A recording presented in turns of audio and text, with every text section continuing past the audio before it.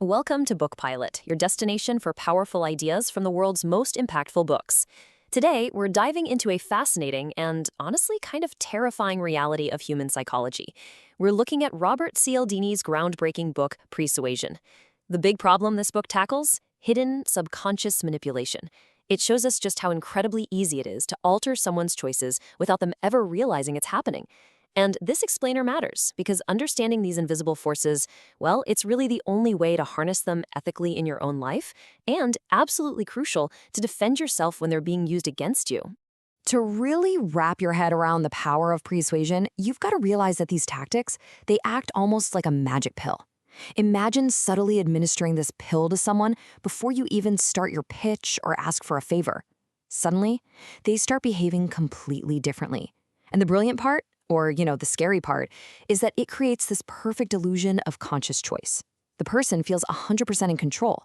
They totally believe they're making a logical, deliberate decision, completely unaware that their behavior was just quietly primed right behind the scenes. Part 1. The hidden magic of pre-suasion. Let's jump right into a real-world example here. Picture a bustling shopping mall. Researchers actually sent a really handsome guy out to ask random women for their phone numbers. Naturally, he got shot down a lot, until, that is, he stood in one very specific location. So I want you to think about this for a quick second. What kind of environment would subconsciously prime a person to be more open to a romantic advance? Can you guess what type of storefront drastically bumped up his chances of getting a yes? It wasn't a chocolate shop. It wasn't a jewelry store. It was a flower shop, because flowers are so deeply culturally linked to romance. Simply standing near them subconsciously shifted the women's behavior. In a totally separate experiment, a guy had the exact same kind of success just by holding a guitar case, which primed associations of creativity and romance. But here's the crazy part. When asked afterward if the flower shop influenced their decision, the women confidently said, "No way, of course not. I made a conscious decision." The environment had zero perceived impact on them, even though the data absolutely proved otherwise. This brilliantly illustrates how visual persuasion works in the business world, too. Think about this famous experiment done with an online furniture store. Half the website visitors landed on a page that had a background image of soft, fluffy clouds. The other half, they saw a background filled with shiny coins. The result was wild. The cloud visitors immediately focused their search on soft, comfortable furniture. The coin visitors prioritized price and just hunted for the cheapest options. And, just like the women at the mall, when asked if the background influenced them, they all laughed and claimed to be independent thinkers, completely unaffected by clouds or coins. Part 2. Preparing the psychological soil. So, we've seen how visual cues manipulate our choices, but what about verbal persuasion? Well, it turns out just a few carefully chosen words can entirely alter a person's mindset. Here is the formal definition of persuasion. It's the practice of getting a recipient receptive to a message before they even experience it. Here's what that actually looks like in action. There was a salesperson who was really struggling to sell a high-end $75,000 product. Customers were constantly haggling with him or just walking away.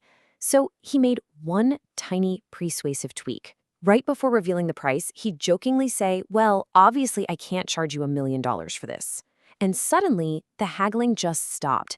Subconsciously, dropping that massive anchor of $1 million made $75,000 feel incredibly cheap. In another case, marketers couldn't get people to taste a brand new energy drink. But when they changed it up and prefaced the request by asking, "Do you consider yourself an adventurous person?" Well, people naturally said yes to that, and instantly they became highly receptive to trying this unknown product. So the absolute crucial point here is Cialdini's master framework.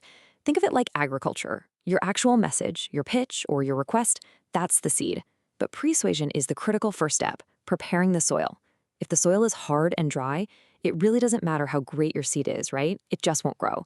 You have to bring the soil to the right condition first so your message can actually take root. Part 3. The principle of unity. Now, one of the most effective ways to prepare that soil is through building a shared identity. When we feel unified with someone, we are drastically more inclined to say yes to them. And the evidence for this is absolutely stunning. Take Warren Buffett. He uses this masterfully by writing to his shareholders as if they're family, assuring them he's managing the business exactly as he would for a relative. But it goes way beyond literal family. Cialdini himself once tried to get the parents of his college students to fill out a super lengthy survey. Normally, the response rate was a pretty dismal 20%. But when he offered the students a single, mathematically insignificant bonus point on one test if their parents completed the survey, that response rate rocketed to an incredible 97%. Literally, by framing the request as an act of helping a family member succeed, compliance became nearly perfect. Part 4. Priming for specific mindsets. Now, you might be thinking this only works on adults who understand complex social cues. But let's look at how deeply coded these triggers actually are in us. In a really remarkable experiment conducted in Belgium, 18-month-old toddlers were shown different background images. Group 1 saw a picture of a single person. Group 2 saw two people standing far apart. Group 3 saw two people standing closely together, shoulder to shoulder. Then, the researcher accidentally dropped some items on the floor. In those first two groups, only 20% of the toddlers helped pick up the items. But in the third group, the kids who were primed by the image of togetherness, 60% of them crawled right over to help. This proves persuasion isn't just about intellect or logic, it's fundamental human programming. And of course, this fundamental programming carries right over to us adults. Research shows that simply placing a subtle image of a thinking man, like Rodin's thinker statue, in the corner of a person's computer screen drastically improves their analytical skills and reduces errors on a given task. But if you swap that out for an image of a winning runner crossing a finish line, suddenly that exact same person becomes significantly more productive.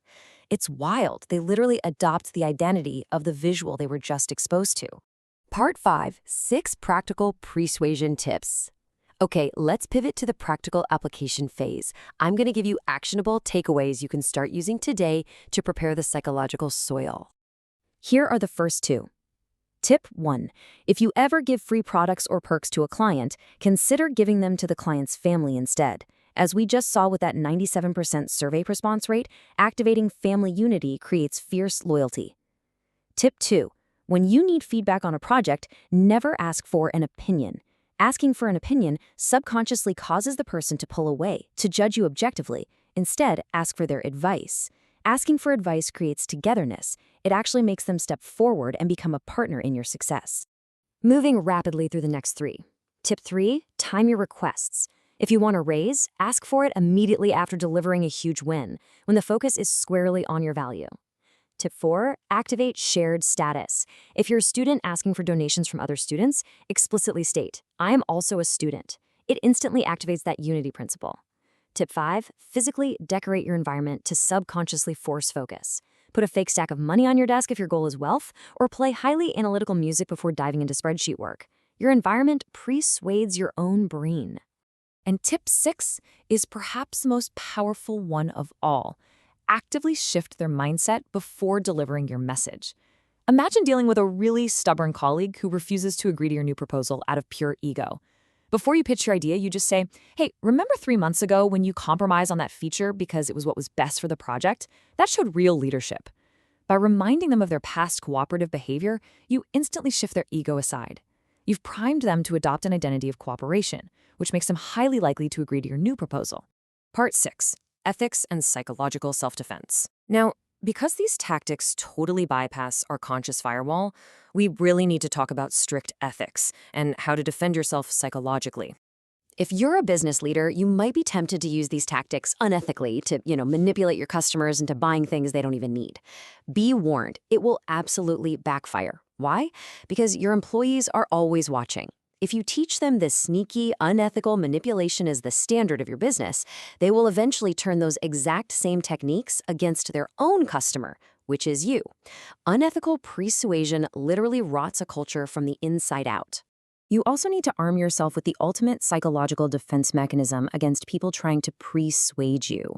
People will often do you a tiny favor, like, say, buying you a coffee, just to bait you into a massive request later, like helping them move all weekend. Our DNA gives us a massive, almost overwhelming urge to reciprocate when given a gift. So what's your defense? Never give an answer right away. Just take time to think. Stepping away breaks the hypnotic spell of the persuasive environment and allows your logical brain to step in and override your DNA's knee-jerk urge to say yes. Ultimately, the master key of Cialdini's work is remembering to prepare the psychological soil. What happens before you speak is so often more important than the words themselves. So the next time someone unexpectedly hands you a free coffee or asks for your advice, Ask yourself, are you truly making a free choice, or has your soil just been prepared? If you enjoyed this audiobook summary and want to discover more powerful ideas from great books, subscribe to BookPilot and stay tuned for more.